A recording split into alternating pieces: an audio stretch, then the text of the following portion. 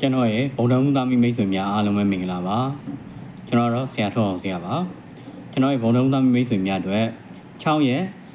10လ2025နေ့လို့ပြော12ရက်10လ2025နေ့တပတ်တာနေတွင်တေတော့ခင်မှာဟောကြားမှာဖြစ်ပါတယ်ကျွန်တော်ရဲ့ဗုဒ္ဓဦးသားများတွေဒီဝက်တာကာလမှာကြာလိုက်နမိတ်ကပေါ့နော်အဲ့တော့အစည်းဆိုနမိတ်ကြပါနော်အဲ့အလောက်ခိုင်နဲ့ပတ်သက်ပြီးဒီလိုကာလမျိုးမှာအစိမ်းနမိတ်ချတာဖြစ်လို့လေဘုံတုံးသားမင်းတွေကအလောက်ခိုင်နဲ့ပတ်သက်လက်ပြီးတော့အနေငယ်လေးထင်းခေါင်းကြန့်ကြာနေတယ်ဆိုတော့နမိတ်မျိုးတွေတွေ့ရတယ်ပေါ့နော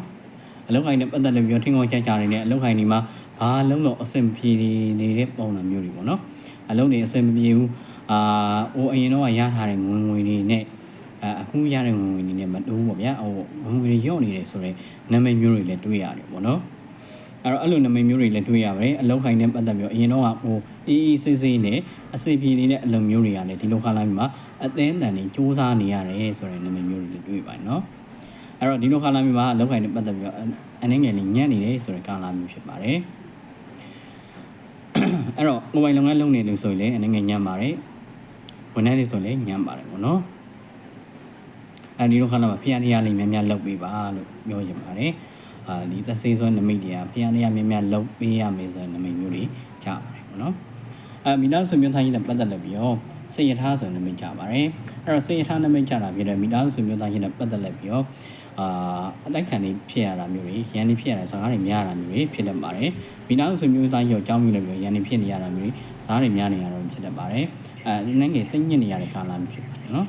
ငွေပေါင်းနဲ့မိတ်ဆွေနဲ့ပတ်သက်လက်ပြီးတော့ရှင်နံထမြောက်ခြင်းဆိုနမိတ်ကြပါတယ်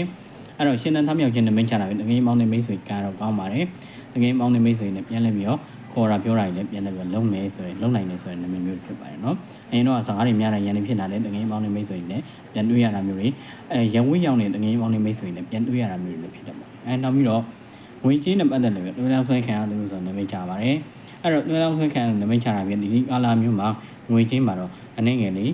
ပိတ်ပင်ငွေကံနေနေတယ်ဆိုရင်ကာလာဖြစ်ပါတယ်လက်လာဝါးတွေပိတ်နေတယ်ဆိုရင်နမိတ်မျိုးလည်းတွေ့ပါတယ်အဲ့တော့ကိုကအစွမ်းစားရှိနေတဲ့တန်းနဲ့ကိုမှာငွေဝင်မှုအတွက်ကိုလည်းအစီအစဉ်တွေရှိတယ်ငွေဝင်မှုကံတွေလည်းကောင်းနေတဲ့တန်းနဲ့ကို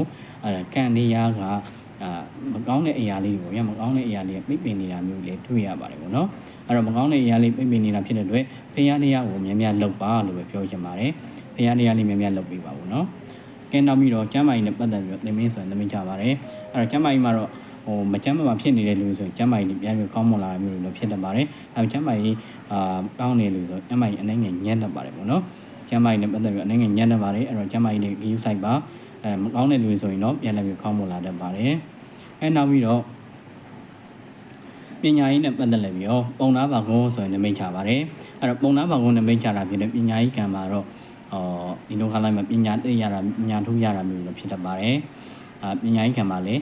ကောင်းမွန်နေတယ်ဆိုတော့လည်းနမိတ်မျိုးကြပါတယ်ပေါ့နော်နောက်ပြီးဖြေတာမျိုးစောင်းမဖြေတာမျိုးတွေဆိုရင်လည်းကောင်းမွန်ပါတယ်နောက်ပြီးတော့အချင်းအိမ်တော်ကြီးမှာတော့ကျက်သူနှုံးဆိုနမိတ်ကြပါတယ်ကျက်သူနှုံးနမိတ်ကြတာချင်းအိမ်တော်ကြီးမှာတော့ကောင်းမွန်ပါတယ်အထူးကောင်းမွန်နေတဲ့ဆိုတဲ့ကာလမျိုးဖြစ်ပါတယ်